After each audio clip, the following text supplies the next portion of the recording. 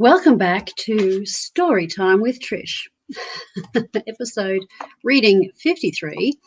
And yesterday we were talking about that I was working out at Warwick, which is a couple of hours west of Brisbane, a country town, and that we would clean up the showgrounds for the polo cross, which was on, and it was just lovely to get around some horses there.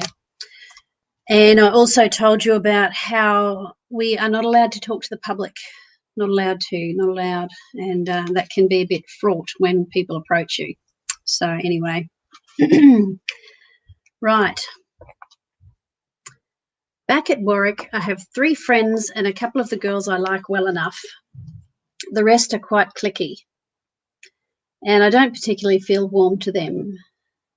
When they sit around, they gossip in a really nasty way about whoever isn't with them. Incidentally, I can't remember if I wrote about it here, but the Indigenous girls didn't do that. They're happy to sit around and just be with one another. They don't feel the need to backstab and talk about someone who's not there. But the white girls would do it all the time, no matter how old they were. Mean girls often turn into mean women. Right.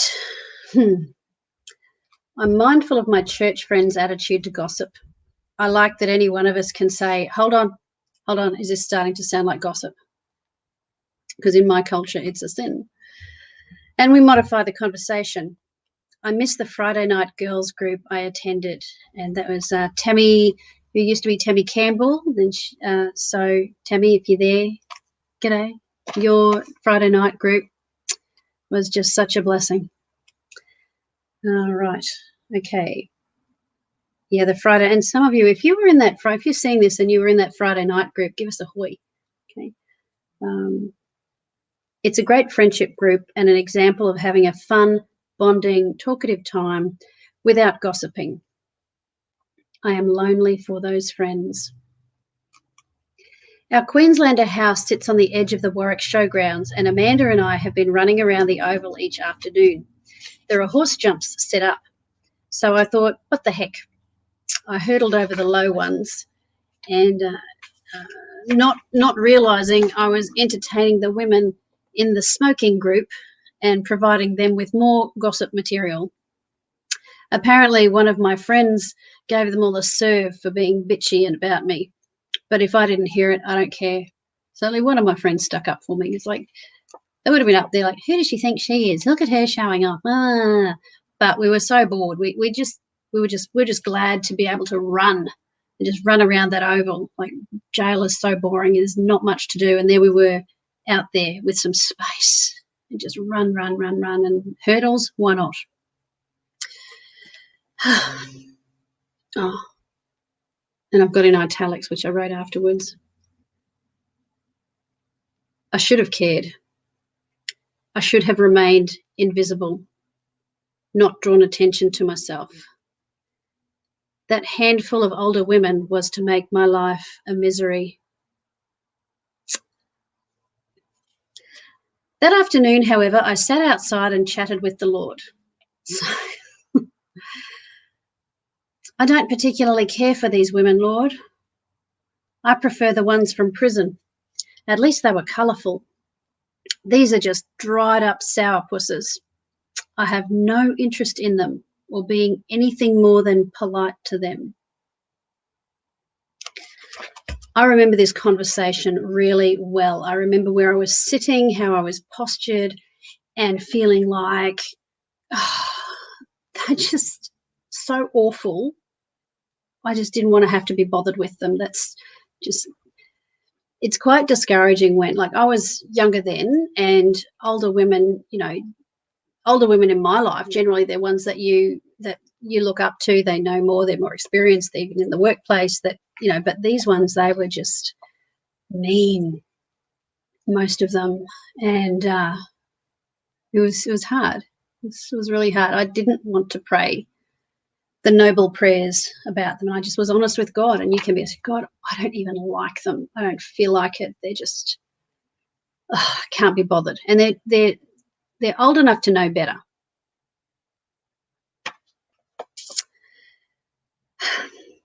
Then the Lord showed me them individually.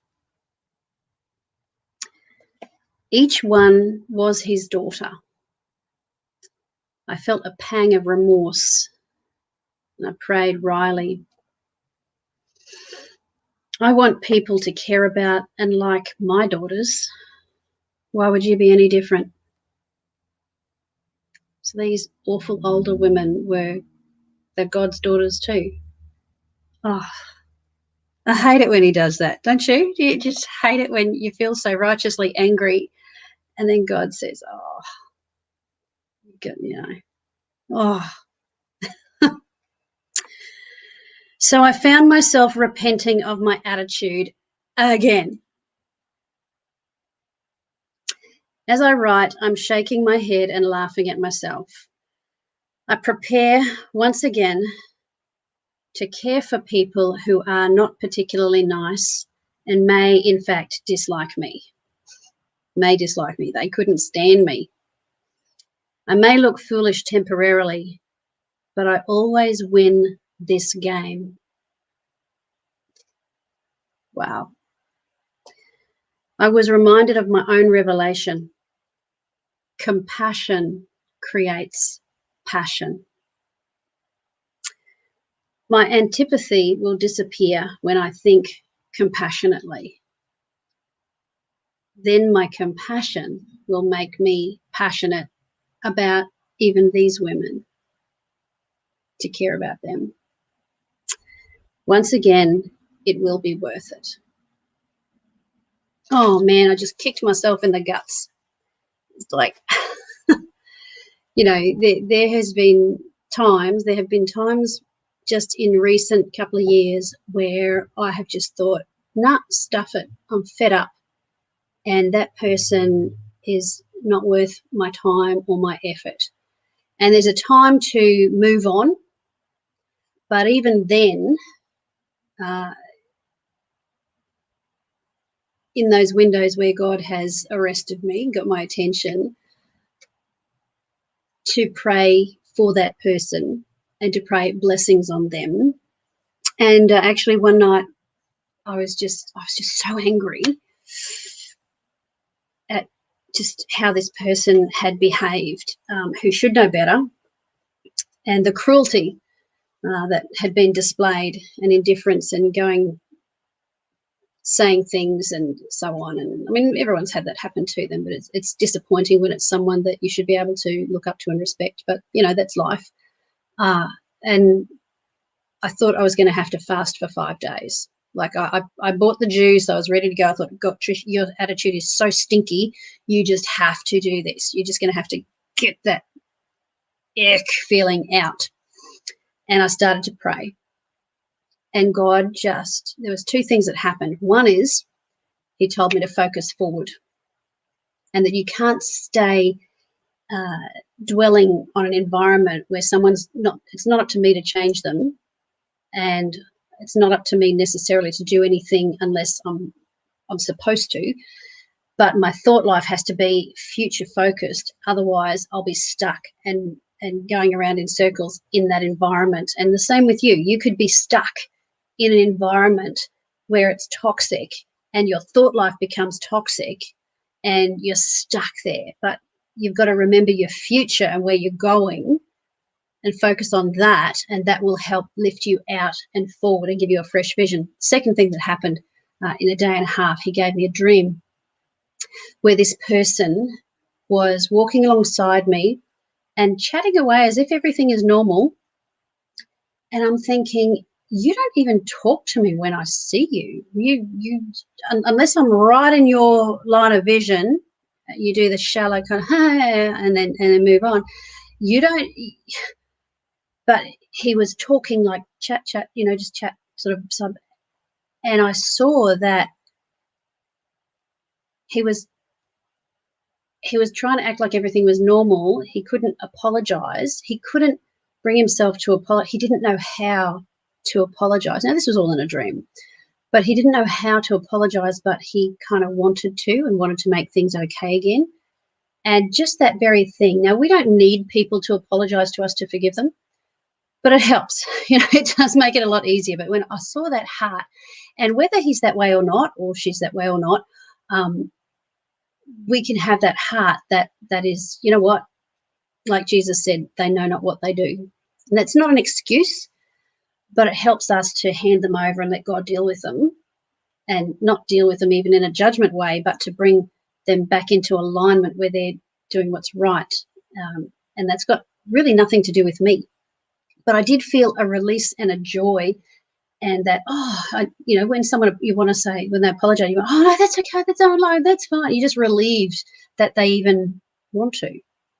Well, we don't always get the luxury of having that happen. We're not always justified. And Jesus said, if you are attacked and criticized and punished when you haven't done anything wrong, you're blessed. It's like, oh, great, But if it's for something you have done, then we'll, cop it sweet. So it was just, reading that book, and I see the person that I was then handling. Mind you, it was daily, it was constant. So I was in that zone of being ready for it, like a soldier on the front line. It's often when things are going well that you can get complacent and you're not ready for it. So I want to encourage you, whether things are going well or not, to keep that attitude right. And if you want to reach out to me and talk to me about that you need to get free of yucky feelings towards someone, then I'll talk to you and I'll pray with you and help you step through that. But it's the book. It's going to get worse before it gets better. But don't worry, it'll get better. So we're going to get equipped. We're going to get, just reading it is equipping me all over again. So thanks, Trish. And I hope that's been a blessing to you as well, and given you some keys too. All right, bless you heaps, and I'll read a bit more tomorrow. All right, cheers, bye.